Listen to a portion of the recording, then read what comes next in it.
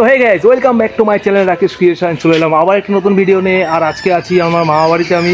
আর মামাবাড়ি আসার একটি উদ্দেশ্য হচ্ছে, আজকে আমার এক্সাম ছিল। তো এক্সাম শেষ করে ভাবলাম যে মামাবাড়িতে গিয়ে চান খাওয়া দাওয়া করে তারপর রেস্ট নিয়ে তারপর বাড়ির দিকে যাব। তো বাড়ির দিকে যাওয়া হলো না। আজকে মামাবাড়ি এখানে একটি খুব সুন্দর জায়গা আছে, তো সেই জায়গায় তোমাদেরকে নিয়ে যাবো অ্যান্ড তোমাদের সেই জায়গাটার ভিউ পুরো দেখাবো। তো এই হচ্ছে আমার মামাবাড়ি, দেখতেই পাচ্ছ। আর এটি হচ্ছে আমার ভাই, ও নিউ ইউটিউবার, নতুন ইউটিউব চ্যানেল খুলেছে। তোমরা সবাই সাবস্ক্রাইব করে দিও, আমি আমার ডিসক্রিপশানে সেই চ্যানেলটির লিঙ্ক দিয়ে দেবো। তো এই হচ্ছে আমি, এই হচ্ছে ইউটিউবার, আর এই হচ্ছে আমার মামাবাড়ি। তো চলো যাওয়া যাক সেই স্থানটিতে।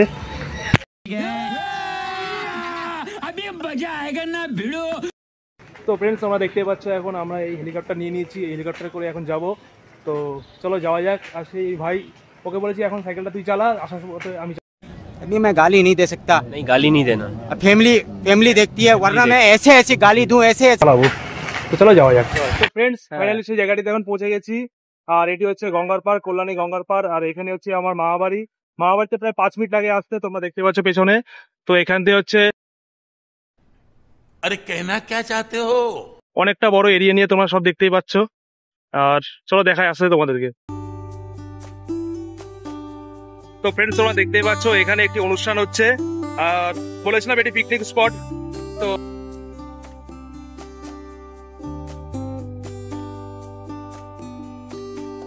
ফ্রেন্ডস, তোমরা দেখতে পাচ্ছ এটি হচ্ছে গঙ্গা মায়ের মন্দির। আর এখানে বাবা ভোলানাথের মন্দির আছে।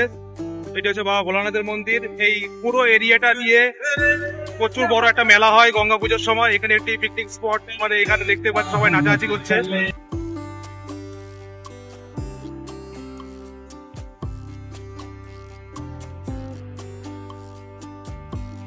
তো তোমরা দেখতে পাচ্ছ এখানে একটি নতুন মন্দির হচ্ছে। আর ওটি হচ্ছে গঙ্গা মায়ের মন্দির, এটি বাবা ভোলানাথের মন্দির। আর চলো তোমাদেরকে আস্তে আস্তে দেখাই।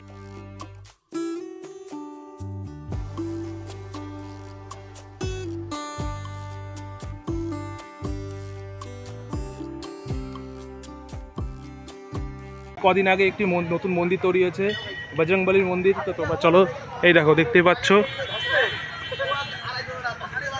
প্রভুর মন্দির তৈরি করা হয়েছে, নতুন মন্দির তৈরি করা হয়েছে এখানে। তো জয় বজরংবলী, জয় বজরংবলী, জয় শ্রীরাম। তো দেখতে পাচ্ছ তোমরা খুব সুন্দর একটি জায়গা, অনেকটা বড় এরিয়া নিয়ে। এই পুরো জায়গাটা জুড়ে একটি গঙ্গা পুজোর সময় মেলা হয়। আর এটি অনেক দূর পর্যন্ত চলে গেছে, অনেক দূরে, ওই শেষ পর্যন্ত অনেক দোকানপাট বসে, তোমরা দেখতে পাচ্ছ। আর তোমরা যদি এই চশমাটিতে এই গঙ্গার পাড়ে আসতে চাও, তো তোমরা মদনপুর হয়ে আসতে পারবে, আর কল্যাণী স্টেশন হয়ে আসতে পারবে। কল্যাণী স্টেশনে বা মদনপুরে গিয়ে বললে হবে চশমাটি গঙ্গার পাড় যাবো, তো তোমরা চলে আসতে পারবে। যে কোনো কাউকে বললে সবাই চিনে যাবে।